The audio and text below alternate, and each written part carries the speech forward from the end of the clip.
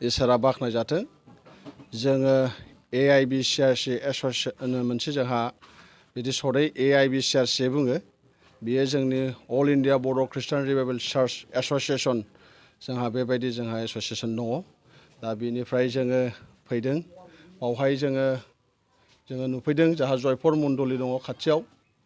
दा बे जयपुर मण्डलीनिफ्राय माखासे सोद्रोमाफ्रा एसे गोबाव जाबाय बिथांमोनहा बावहाय फैनाया बिथांमोनहा गिर्जाया गोजान जानायखाय उसुबिदा जादों जयपुर मण्डलीयाव थांनो बेनिखायनो गावसिनि साखाथियावनो इसोरखौ खुलुमनो होननानै बिथांमोनहा बावहाय मोनसे गिर्जा न' लुबाय बेनिखायनो गिर्जा न' लुनायाव बिथांमोनहा बे गिर्जा न'खौ बेखेवना होनो होननानै जोंखौ AIBCRC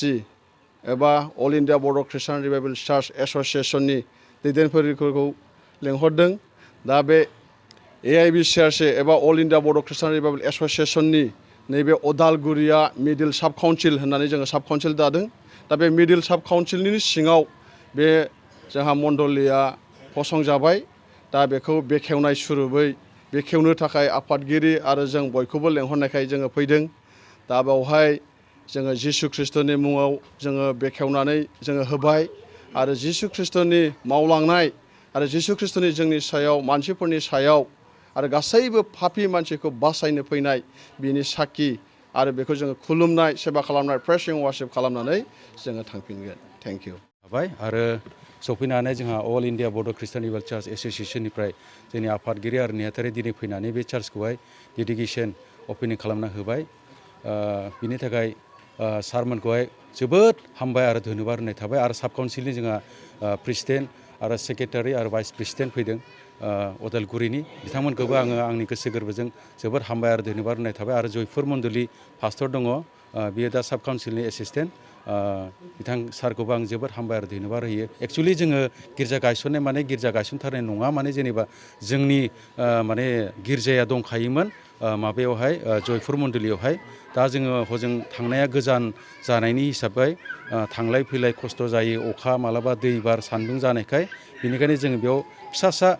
मोनसे ब्रान्स बायदि खुलिनानै जों बेयावनो इसोरखौ खुलुमनोसै होननानै जोङो जयपुर मण्डलीनिफ्राय जों बिदाय लानानै बेयाव जों इसोरखौ खुलुमनो थाखाय दिनै बे गंसे गोथार गिर्जा न'खौ लुनाय जाबाय नोंथांमोनहा बेजों लोब्बा लाखिना मा हाबाफारि लादों बेजों लोब्बा लाखिनाय माने जोंहा बिदिनो प्रग्रामा ना बे प्रग्रामावथ' जोङो बिदिनो जेनेबा दिनैहाय चार्च खुलिनायनि ओमफ्राय बिनि उनावहाय बेबायदिनो बेजों लोगोसे जोङो खुलुमनाय सिबिनाय बानायदों आरो बेजों लोगोसे जोङो बासायजानायनि लामा बा बिदिनो इसोरनि गाहाम बाथ्राखौ फोसावनानै गोबां इसोरनि मानसिफोरा दिनै आन्दायनानै थानाय मेन्दाफोर फिसाफोरखौहाय जाहाथे इसोरनि गाहाम बाथ्रा होनानै इसोरनि गियान होनानै जाहाथे बासायजानायनि लामाखौ मिथिहोयो मोनहोनो थाखाय जोङो बे गोथार गिर्जा न'खौहाय जों बानायनाय जादों आरो बेयाव नोंथांमोना बे हाबाफारिखौ मानो थाखाय लानाय जादों आरो मा थांखिजों लानाय जादों जोंनि बेयाव फैनायनि थांखियानो जाबाय जोंनि बिसासिफ्रा जोंनि अल बड' ख्रिस्टान रिभाइभेल चार्च एस'सिएशननि सिङाव थानाय जयपुर मोनसे मण्डलीयावहाय बेयाव बिथांमोना गेरेमसा आरो सन्जय मोना बेयाव मेम्बारमोन जोंनिफ्रायनो बिसोरो बाप्टाइस लादों आरो बाप्टाइस लानानै बेयाव फैनायनि उनावहाय बे जयपुरा जिहेतु गोजान जायगा बेखायनो बेवहाय खाथि खाला जायगायाव जेराव गिर्जा मोन्दों बेयाव थाथ'दोंमोन दा बिसोरो गावसिनि मेम्बार बांलांनाय जाहोनाव आरो मोजां मोनसे गावबागाव मोनसे मण्डलीनि जिनाखि फोथायनाय बेखौ गोख्रों खालामनो थाखाय नैबे बाटासिपुर थाराइबारियावहाय बिथांमोना गायसननो थाखाय जोङो खौरां हैदों आरो बे खौरां हैनाय बायदियै बिथांमोनखौ जोङो माब्ला लायो बोरै लायो बेखौहाय बिथांमोननोनो जों बिबानखौ हरदों खारन जोङो रावखौबो नारसिननाय सोरखौबा जोङो एखेबारे गिर्जाखौ बारायहैनाय बेवहाय जोंहा थांखि नङा जोंनि मानसिफ्रा इसोरनियावहाय खुलुमनानै माबोरै गोख्रोङै थानो बेसो जोंनि थांखि आरो गुबुनफ्राबो ख्रिस्ट'नि नामै ख्रिस्ट'नि मुंखौ बासायनायखौ जेन बयबो मिथिसारनो हायो बिसोर जेन जोङो जेरै बिबान होदों थां नोंसोर संसाराव संसार जोबनायसै आं नोंसोरजों थागोन मानोना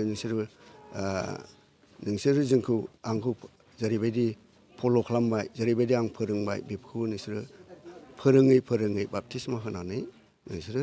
आंनियावहाय लाबोनांगौ होननानै जोङो जि बिबान होदों बे बिबानखौ मावफुंनो थाखाय बे गिर्जाखौ गायसननाय जादों।